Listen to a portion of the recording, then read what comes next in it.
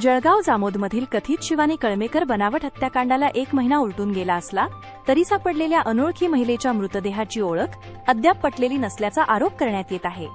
या प्रकरणात 2 निरपराध आदिवासी पितापुत्रांना तब्बल 22 दिवस कारागृहात ठेवण्यात आल्याचा दावा करत शिवसेना ठाकरे गटाच्या राज्य प्रवक्त्या जयश्री शेळके यांनी पोलीस प्रशासनावर टीका केली आहे। आज जयश्री शेळके यांनी जळगाव जामोद पोलीस ठाण्याला भेट देत अधिकाऱ्यांकडून या प्रकरणाची माहिती घेतली। यावेळी त्यांनी संबंधित अधिकाऱ्यांना विविध प्रश्न विचारत प्रकरणाच्या तपासाबाबत जाब विचारला। या प्रकरणात दोषी अधिकाऱ्यांवर कठोर कारवाई करण्यात यावी तसेच गृहमंत्र्यांनी स्वतः लक्ष घालून न्याय द्यावा अशी मागणीही जयश्री शेळके यांनी केली आहे। कथित हत्याकांड प्रकरणातील तपास आणि पोलिसांच्या भूमिकेबाबत आता पुढे काय घडामोडी होतात याकडे सर्वांचे लक्ष लागले आहे। प्रेस रिपोर्ट न्यूज प्रतिनिधी जाकीर खान, जळगाव। महाराष्ट्रात गृह खातं हे नावालाच उरलेलं आहे। याची प्रचिती वारंवार महाराष्ट्रात घडणाऱ्या अनेक गुन्ह्यांमधून ही राज्यातील जनतेला आलेली आहे आणि पुन्हा बुलढाणा जिल्ह्यामध्ये सुद्धा जळगाव जामोद तालुक्यामध्ये जो काही प्रकार काही दिवसांपूर्वी घडला, कारण नसताना खोट्या गुन्ह्यामध्ये अडकवून एका वडिलांना आणि एका मुलीच्या भावाला त्या ठिकाणी डांबून ठेवण्यात आलं। ही जी काही घटना घडली आहे ती अत्यंत दुर्दैवी आहे।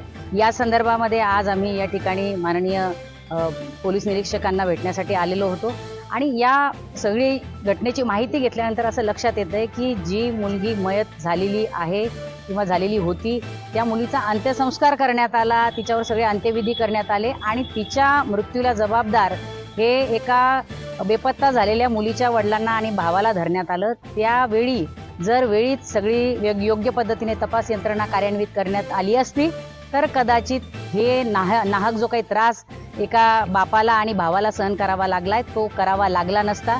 जी DNA टेस्ट करण्यासाठी आज पोलीस प्रशासन कामाला लागलंय ती DNA टेस्ट जर त्याच वेळी मयत मुलीचा मृतदेह ताब्यात मिळाल्यानंतर झाली असती तर कदाचित पुढची ही सगळी काही घटना आहे ती घडली नसती। परंतु दुर्दैवाने पोलीस प्रशासन अतिशय मनमानी पद्धतीने राज्यात काम करतंय आणि त्याला सगळा वरद असतं हा गृहमंत्र्यांचा आहे आणि त्यामुळे अशा घटना घडतायत। जे काही झालंय ते अतिशय चुकीचं आहे, दुर्दैवी आहे आणि किमान बुलढाणा जिल्ह्याची तरी मान खाली घालणारा आहे। पोलीस प्रशासनाला आमची विनंती आहे की आता जो कोणी या सगळ्या प्रकरणाचा तपास करत आहेत त्या सगळ्या माननीय तपास अधिकाऱ्यांनी या प्रकरणामध्ये निपक्षपातीपणे, पारदर्शीपणे आणि तातडीने तपास पूर्ण केला पाहिजे। मयत मुलगी कोण आहे तिची ओळख पटली पाहिजे आणि ज्या लोकांना नाहक त्रास सहन करावा लागला त्यांना सुद्धा त्या ठिकाणी त्या त्रासाची भरपाई मिळाली पाहिजे। जे पोलीस अधिकारी तत्कालीन त्यावेळी होते तपासामध्ये त्यांची केवळ बदली करून चालणार नाही तर यामध्ये कठोरात कठोर कारवाई झाली पाहिजे।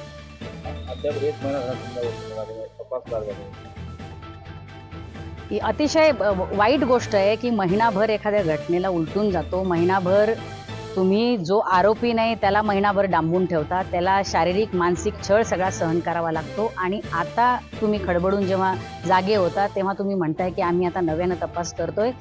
खूप पुलाखालून पाणी गेलेलं आहे, त्याच्यामुळे पोलिसांसाठी सुद्धा हा तपास करणं एवढं सोपं नाही आहे, अत्यंत जिकिरीचं काम आहे। मी आपल्या माध्यमातून सगळ्या जनतेलाही आवाहन करेल की आपल्यालाही कुठल्याही पद्धतीने मयत मुलीची कुठली ओळख पटलेली असेल, माहिती असेल तर आपण पोलीस प्रशासनाकडे त्या संदर्भामध्ये सूचित करावं ही सुद्धा विनंती करते।